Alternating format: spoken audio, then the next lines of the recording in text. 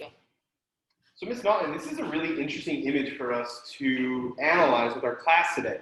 And as we're seeing here, I mean, I see the word emancipation over the top, and we see a family within this circle, and that the family's looking pretty happy. I think it's looking pretty good.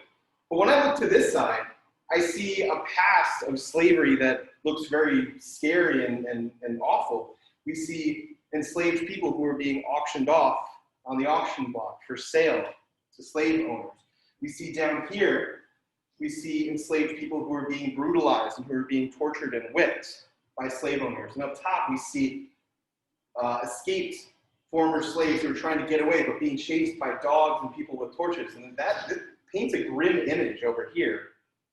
Right, so when we think about the Emancipation Proclamation, it had this notion of creating a new future. Really difficult to read, but on the bottom, that's exactly what it says. It says the past and the future.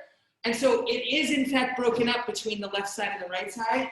And you see this as a dream or a goal, a beautiful family, raising their children, several generations, seemingly owning a home. And then so when we move from the past towards this future, we have these dreams over here, right? We have dreams of the future.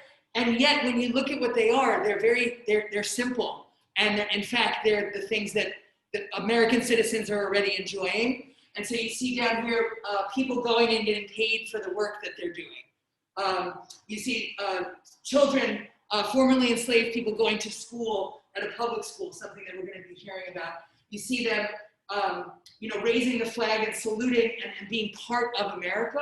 Something that I want to keep in the back of your heads right here. I believe this is an image right here of what's called sharecropping, which was an early form of property ownership that we're going to address next week during Reconstruction. So this image is from Harper's Weekly. It's a monthly publication. We'll be looking at several illustrations from this most famous magazine in America, but it does really show the movement and the hopes and the dreams from the past into the future that were promised by the Emancipation Proclamation. Any questions? Make sure you ask your teacher. That's good.